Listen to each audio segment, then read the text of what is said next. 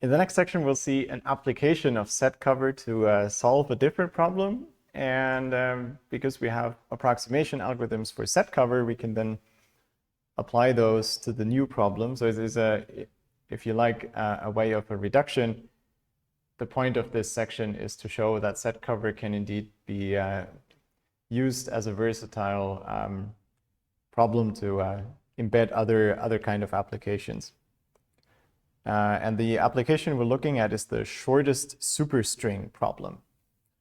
Sounds like you're looking for some exciting word, but superstring is taken in a bit more literal form. We have some strings over an alphabet sigma, denoted here by this set of words, W1 to Wn. And we're looking for a superstring, which is some long string that contains every string from this set as a substring. So for every Wi, there's some range, starting position, I don't know, Ji up to Ji plus the length of Wi. And that has to be Wi. That's what I mean by substring. Just to be clear, it's a contiguous occurrence, not a subsequence where the letters can be spaced out. And so, of course, a trivial instance is to just concatenate all the strings one after the other. But the cost is the total length of the superstring. And clearly, we want the shortest, so the minimal length. And how can this be shorter? Well, sometimes you can overlap certain strings. And so you can reuse characters to be part of several strings.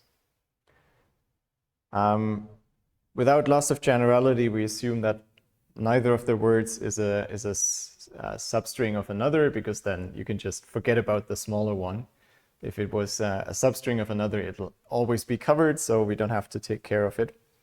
That's just something that makes one specific argument in a picture a bit nicer. Why is this problem interesting? It's an abstract representation of the DNA assembly problem. If you want to sequence a genome, the original version, how the human reference genome was built, was more like that. You can't actually read such a long sequence of DNA or RNA. What you can do is read short snippets of a couple of hundred characters, whereas the overall thing has billions. So what you do is you read random substrings of the overall string many times. And then it's reasonable to assume that the shortest superstring would be a reasonable way to define what the DNA originally looked like. If you have enough of these samples and they overlap by enough, then there's a hope that that's unique, say. Now, the general problem of finding this shortest superstring, unfortunately, is NP-complete, so you can't exactly solve this. And it's an interesting question how the human reference genome worked around this problem. I suppose that they had additional lab technique tricks, but there's also some ambiguity in the reference genome left, I think. But for us, all that's relevant is this kind of picture of where the problem comes from, so that it sticks better in mind. It's certainly abstracted from this application. So what does that problem have to do with set cover, you may ask yourself? It seems at first not like you could make use of set cover here. But that's what we're going to do. And the trick's going to be to build these kind of pairwise overlaps. And I prepared this picture here. The W, I'm picking two of the strings, Wi and Wj. And now sometimes I can overlap them by a certain number of characters if these are all equal, right? If some suffix of Wi is the same as a prefix of Wj. And this can work for certain lengths, maybe not all, but it may be different lengths. And I'm just taking all combinations of this and call these overall words, so the whole thing from here to here, That's my sigma ijl. I'll be a bit more precise with the length. So okay. That's that string, that's the sigma ilj. It's also formally defined here, if you prefer that. And of course, yeah, this combination of three numbers is just valid if the overlapping parts match. Now let's define the set of all those strings where the overlap matches. And again, let me stress that we include all possible overlaps, not just the longest. Then we can define a certain set cover instance that is not exactly identical to the shortest superstring problem, but it covers or it represents parts of it, say. I don't want to say something wrong here. The universe is the words that we want to cover. Remember, these are W1 up to Wn. So we're trying to cover all the words with some superstring. And the sets that we're allowed to choose from are the sets as pi, where pi is a word, and it's either one of the original words, I can pick them in isolation, or I can pick one of these overlap, pairwise overlap words with any length of an overlap that I want to choose. Now these are sets. So for each string pi, the set is actually all the words that I'm covering in that string. Right, so pi is some string, and I guess if it's exactly one of the words, then there's only going to be this word that's contained in it by assumption. But for the overlap word, I know there's going to be at least wi and wj, but maybe I'm lucky and there's another string that lies somewhere here.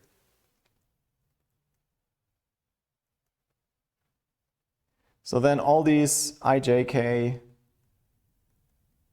would be in S pi. That's the sets of our instance. So this is just a fancy way of saying occurs as a substring. These I and j have nothing to do with these I and j.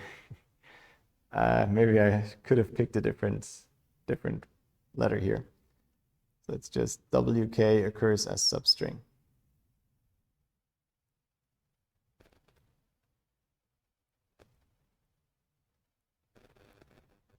Okay. The cost of such a solution, or well, the cost of a specific set is the length of that string. And the idea will be, if we get a solution from this set cover instance, then we just take as superstring the concatenation of all those strings pi in any order. So you see that we're evading the harder part of the problem, namely that we have to arrange the strings in some specific form. Especially, it's a bit funny if you think about the DNA assembly problem. You would think that the hard part is to figure out in what order you have to put the snippets. And this set cover reduction is essentially saying, I'm not going to worry about this. I'm just deciding what sets I'm going to pick. And then any order is actually equally good. But remember that these pi's are most likely going to be from this set M. And so they contain I and J. So at least these two are put in a specific order. So we're making some progress, but we're, you already see that this is not going to be an exact solution. Maybe somewhat surprisingly, you can show it's a 2 approximation. If you take an instance of the shortest superstring problem, and we construct this corresponding set cover instance with these pairwise overlaps, then you can show that indeed a bit stronger. You can take the set cover optimal cost, and you can sandwich that between the optimal shortest superstring cost and twice that. But in terms of an application, we know that this shortest superstring is NP hard, so we're never going to get this optimal solution here. Well, same is true for set cover, but we've seen some approximation algorithms. So we can get an approximation for the set cover optimum, and then use this upper bound to get an approximation for the shortest superstring problem. And for example, if you insert the specific approximation algorithm we've seen before, then you get a 2 times hn approximation for shortest superstring. I'm going to say upfront, this is not the best you can do for this problem. You can study this superstring problem more carefully and get better solutions, better approximations. But the point here is rather to show the versatility of set cover.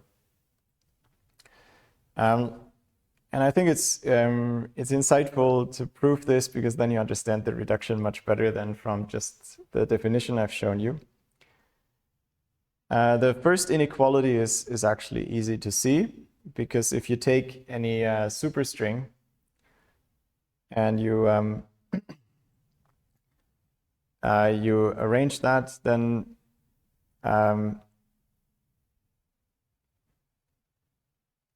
any set cover solution, if you arrange that, if you build the concatenation of all those pi, that is a valid superstring.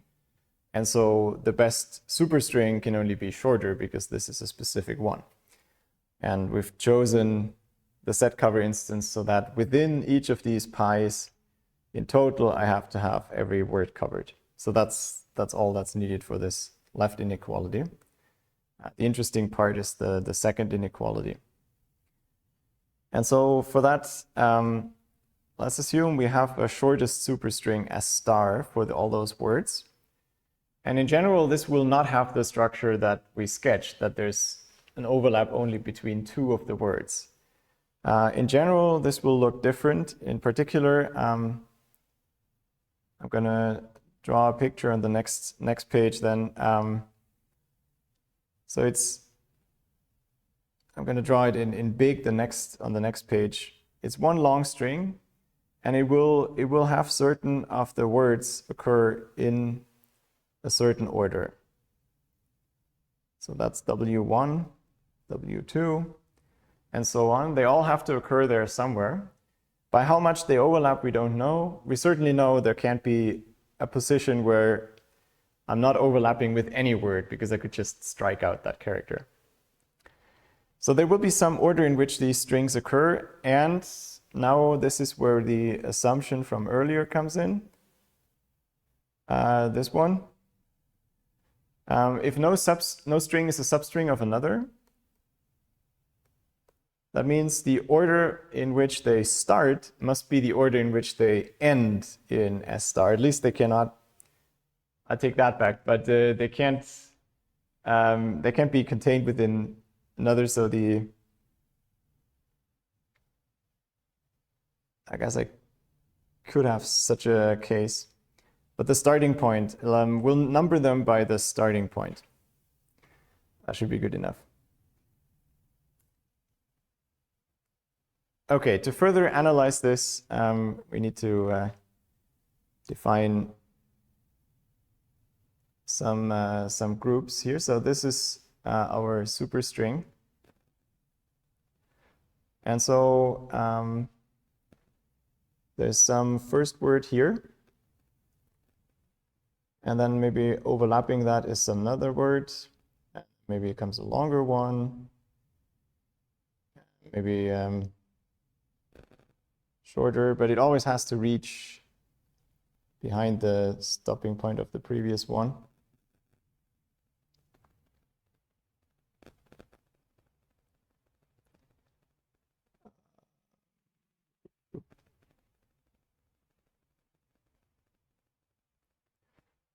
Maybe that's enough. Maybe I'll put one more. Okay, this can't exist. It must be overlapping here, and so on. Now observe. I can always say I'm explaining the definition up here, but in pictures. So there's a first word that starts a new group. That's the word, the index I1.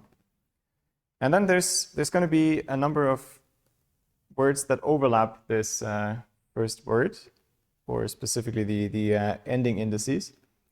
And then at some point, I'm entirely behind this first one. So I'm defining a group to end with this overlap here. So the last word that still has something in common with this first one, that's going to be the end point of that first group.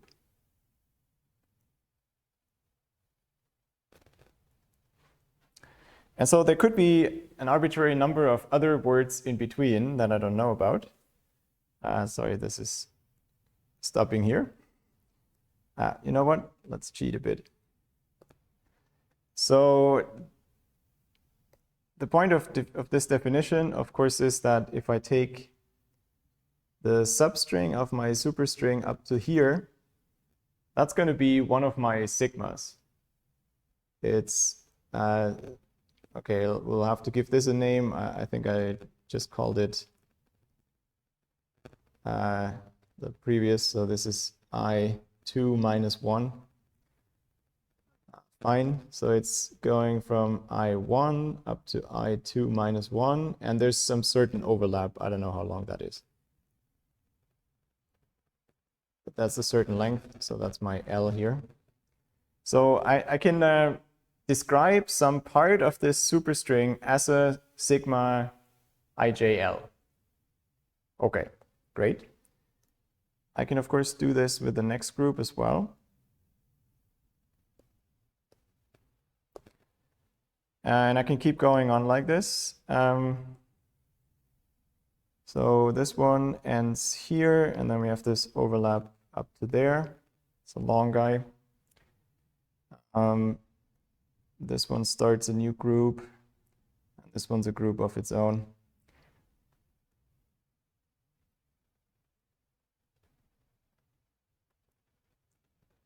It's probably useful to have a little space here.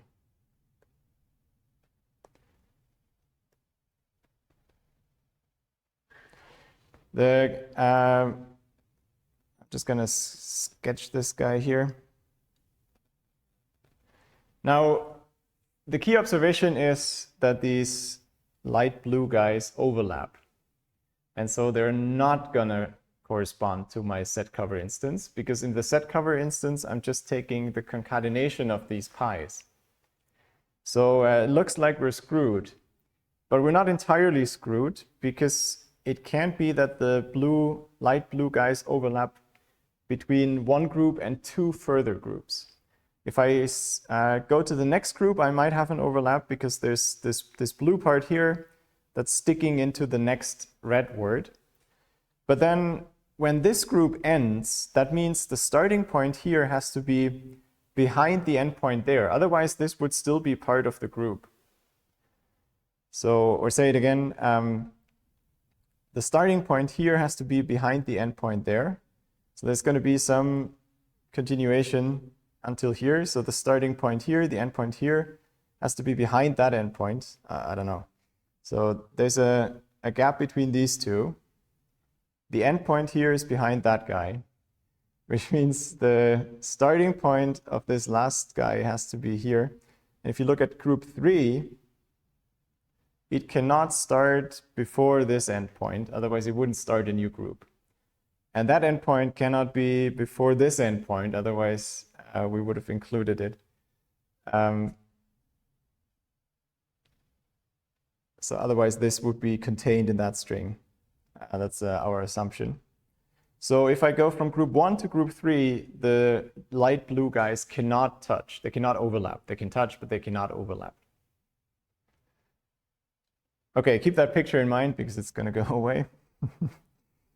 So group J starts at this and ends at this. That's what I've just drawn. And we can define these light blue overlap strings. The groups can overlap, so their concatenation might be longer than the superstring. But whenever I jump to the next, after the next group, I get that they don't overlap. Which means if I do take my light blue guys and I'm concatenating them all, I'm going to at most cover these optimal superstring twice, right? Once with the odd and once with the even pi's. And so that's why the total length is most twice the optimal one. So in a way, the set cover approximation here is useful in that it's only a factor 2 away. The tricky bit is to get a good solution for set cover, which is itself hard to approximate with a good factor. But it certainly can model this problem to a reasonable degree. And as I mentioned, you can do better if you study this problem and exploit its specific properties more.